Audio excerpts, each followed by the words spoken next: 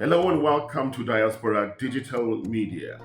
In the fight against malaria, Nigeria stands at the forefront, bearing the burden of a disease that not only claims lives but also exerts a heavy toll on its economy. As the world commemorates World Malaria Day, it is imperative to take stock of the challenges and opportunities that lie ahead. Amidst global efforts to eradicate this deadly scourge, Nigeria finds itself grappling not only with the disease itself, but also with allegations of mismanagement of crucial funds earmarked for its eradication. The recent tug of war between the Federal Ministry of Health and the National Assembly over the missing $300 million antimalarial funds underscores the urgency and importance of transparent and accountable governance in the quest to rid the nation of malaria by the year 2030. World Malaria Day. Nigeria's Federal Ministry of Health must account for the missing 300 million US dollars anti-malarial funds. My name is Ron Palm Jr., and this is the editorial.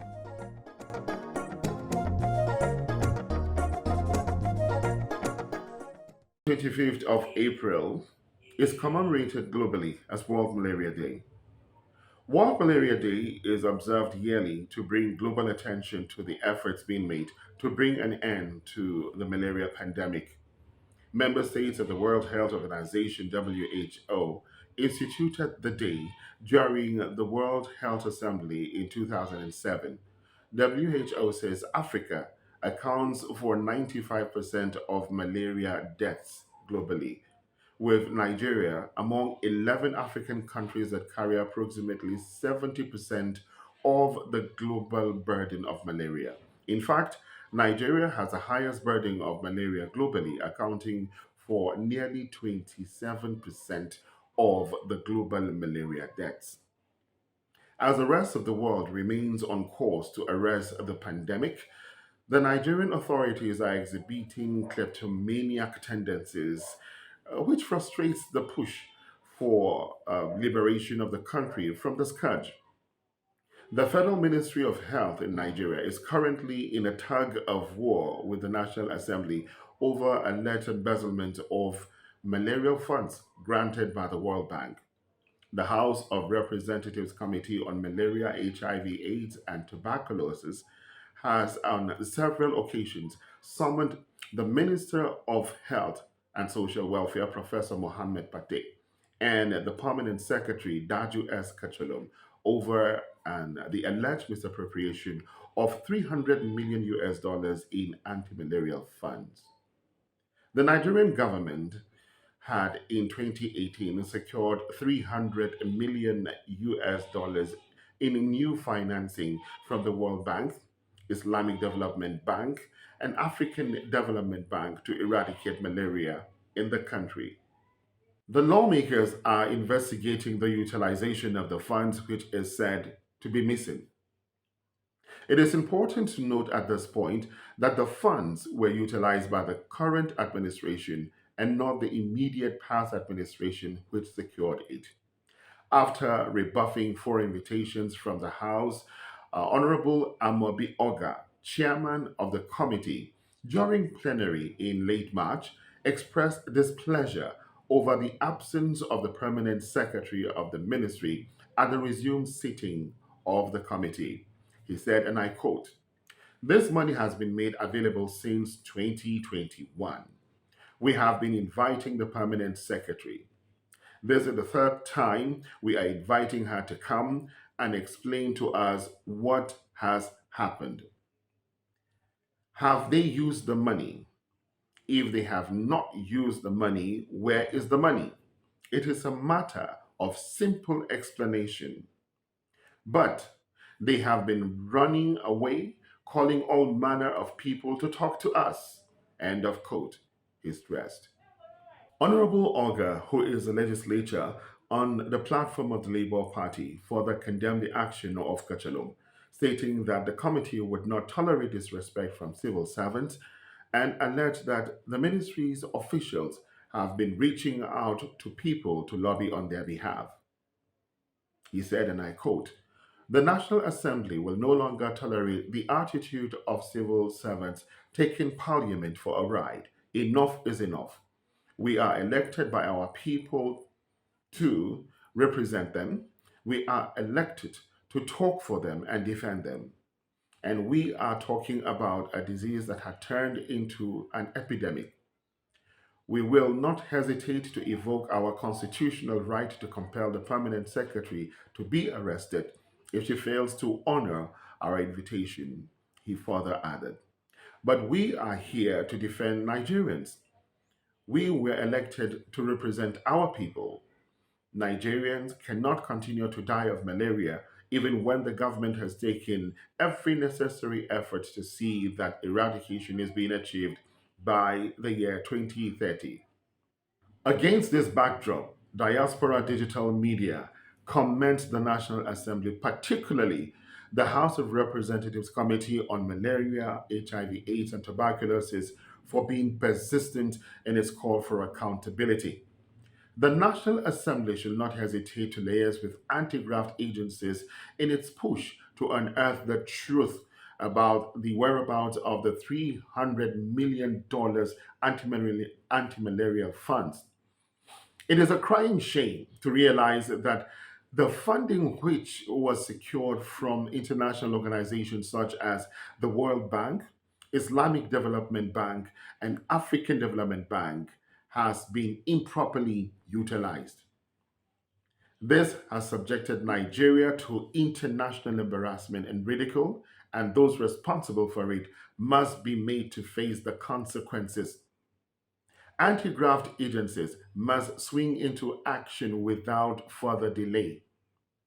The antics of the health ministry's officials is tantamount to undermining the National Assembly and sabotaging the fight against the malaria pandemic. On this day, that is World Malaria Day, conscientious Nigerians and the international community must hear that Nigeria's Minister of Health and Social Welfare, Professor Mohammed Pate, and the permanent secretary in that ministry, Daju S. Kachalum, are rebuffing inquiries into how the funding was utilized.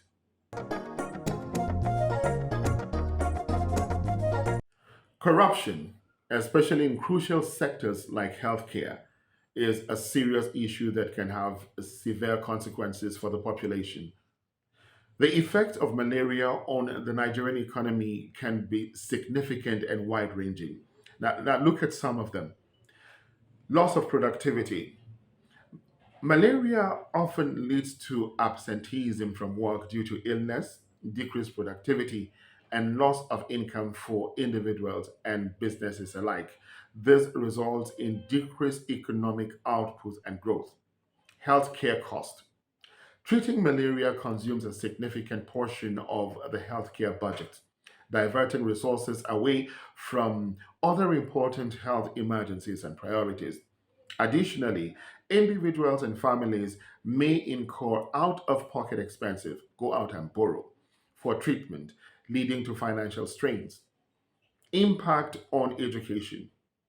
Malaria can affect children's ability to attend school regularly and perform well academically due to illness and fatigue. This can result in decreased educational attainment and long term economic consequences. Decrease in tourism and investment. Malaria prevalence can deter tourists and investors from visiting and investing in Nigeria due to concerns about health risk. This can negatively impact the tourism industry and the overall economic development. Agricultural productivity. Malaria can affect agricultural productivity by reducing the labor force available for farming activities. This can lead to lower crop yields, food insecurity, and decreased income for farmers, affecting both the rural livelihoods and the overall economy. Healthcare infrastructural strains. The burden of treating malaria places strains on healthcare infrastructure and resources, diverting attention and resources away from addressing other health challenges. This can weaken the overall healthcare system and hinder its ability to respond effectively to other health emergencies. Addressing malaria effectively is not only crucial for improving public health, but also promoting the economic development and reducing poverty in Nigeria. Officials of the health ministry are not bigger than the law of the land. Malaria is a significant public health issue that must be seriously addressed. It is essential for the Nigerian government to investigate this issue thoroughly and hold those responsible accountable. Transparency and accountability in the management of public funds are crucial to ensuring the effective delivery of essential services and the well being of the citizens. Ending the malaria scourge in Nigeria requires a comprehensive but foolproof approach involving government interventions, public health initiatives, community engagement, transparency, accountability in funds management, as well as individual actions. By implementing a combination of these strategies and building a unified effort to tackle malaria, Nigeria can make significant progress towards reducing the burden of the disease and ultimately ending the malaria scourge in the country. Now, as we mark World Malaria Day, let us not forget that the battle against malaria is not merely a health issue but a socio-economic imperative. The mismanagement of funds meant for malaria eradication not only undermines the efforts of the Nigerian people, but also perpetuates a circle of poverty and ill health. It is time for decisive action, accountability, and unwavering commitment from all stakeholders. Let us envision a Nigeria where no child dies from malaria, where businesses thrive without the fear of absenteeism due to ill health, and where every individual can realize their full potential. Together, let us strive towards a future where the shadow of malaria no longer looms over our nation, but where the promise of a healthier, more prosperous Nigeria shines bright. This can only be achieved when officials entrusted with funds to safeguard the health of the nation are held accountable for the monies in their custody, no matter their ranks. That's a wrap on the editorial for today. I remain Rank Palm Jr. saying thanks for watching.